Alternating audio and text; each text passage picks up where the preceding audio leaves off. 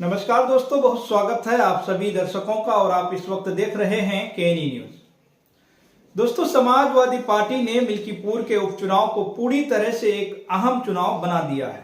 इस वक्त समाजवादी पार्टी के तमाम नेता, तमाम प्रत्याशी रहे, पूर्व प्रत्याशी रहे, लोग इन दिनों मिल्कीपुर में डेरा डाले हुए हैं और इसी बीच समाजवादी पार्टी की सांसद प्रिया सरोज मछली शहर से चुनाव जीती हैं। दोस्तों, तूफानी सरोज की बेटी हैं। हाल ही में आपने खबरें सुनी कि इनकी सगाई क्रिकेटर रिंकू सिंह के साथ हुई है। लेकिन दोस्तों, प्रिया सरोज इन दिनों क्यों चर्चा में है, ये मैं आपको इस वीडियो में बताऊंगा। तो दरअसल दोस्तों, बात यह है कि मछली शहर से सांसद बनी प्रिया सरोज ने इन दिनों मिल्कीपुर में डेरा डाल दिया है और वो मिल्कीपुर में समाजवादी पार्टी के विधानसभा प्रत्याशी अजीत प्रसाद के लिए चुनाव प्रचार कर रही हैं। कई जगह वो अजीत प्रसाद के साथ भी नजर आई हैं और वो अजीत प्रसाद के लिए वोट मांगते हुए नजर आती हैं। दोस्तों, मिल्कीपुर में जो पासी समाज के वोटर्स हैं वो तकरीबन 55 से 60 हजार के आसपास हैं और ये समाजवादी पार्टी के लिए एक बड़ी ताकत है। यादव वोटर्स, मुस्लिम वोटर्स के साथ जब पासी वोटर्स जुड़ जाएंगे, मिल जाएंगे और दलित समाज की बाकी जातियों के भी वोट एक साथ जुड़ेंगे तो समाजवादी पार्टी मिल्कीपुर में बड़ी मजबूत स्थिति में पहुंच जाएगी।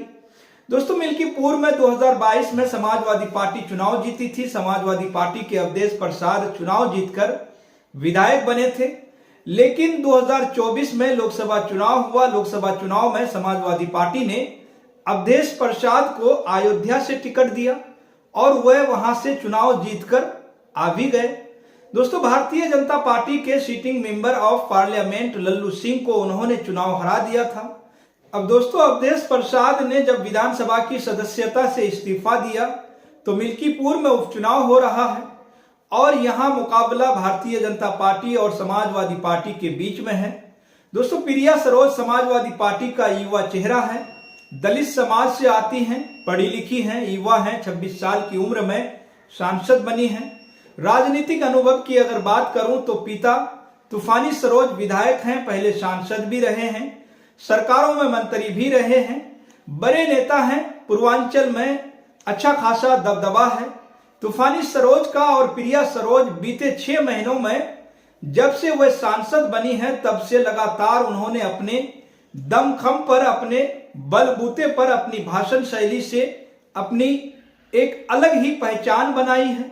और आज की तारीख में दोस्तों, अखिलेश यादव और डिंपल यादव की बेहद करीबी नेताओं में प्रिया सरोज का भी नाम शुमार होता है। तो दोस्तों, समाजवादी पार्टी में इन दिनों कुछ नेता ऐसे भी हैं, जैसे आप इस वक्त बात कर सकते हैं कि रागिनी सोनकर, इकरा हसन, प्रिया सरोज, मारिया शाह, ये तमाम वो नेता हैं जो बड़ी तेजी के साथ समाजवादी पार्टी में आगे बढ़ रहे हैं और अखिलेश यादव को भी इन पर बेहद भरोसा है। अब प्रिया सरोज के कंधों पर यह जिम्मेदारी है कि वह मिल्कीपुर में समाजवादी पार्टी को मजबूत करें और हर कीमत पर यह सुनिश्चित किया जाए कि अजीत प्रसाद मिल्कीपुर में चुनाव जीतेंगे। तो दोस्तों, मिल्कीपुर का चुनाव एक ऐसा चुनाव इस वक्त बन गया है जिस पर पूरे देश की निगाहें अखिलेश यादव वैसे भी मीडिया के तमाम लोगों से ये अपील कर रहे हैं कि आप लोग मिल्कीपुर आइए और इस चुनाव को कवर करिए ताकि इस चुनाव में क्या चल रहा है और किस तरह से भारतीय जनता पार्टी यहां मनमानी कर रही है, इसको भी आप जरूर देखिए। तो दोस्तों, मिल्कीपुर का जो चुनाव है ये असल में एक बड़ा दंगल है, दंगल सा बन चुका है और इस दंगल में किसकी जीत होगी, किसकी हार होगी, ये देखना आगे बेहद दिलचस्प होगा। लेकिन दोस्तों, अगर कुल मिलाकर के मिल्कीपुर का जो उपचुनाव है जिसमें समाजवादी पार्टी और भारतीय जनता पार्टी के बीच मुकाबला है, उसमें दोस्तों आप ये कह सकते हैं कि प्रिया सरोज जैसी युवा सांसद, युवा नेता जब मिल्कीपुर में प्रचार करती हुई नजर आती हैं, गली गली घूम रही हैं, नुक्कड़ सभाएं कर रही हैं, तो ये कहीं ना कहीं समाजवादी पार्टी को मजबूत करता हुआ नजर आ रहा है।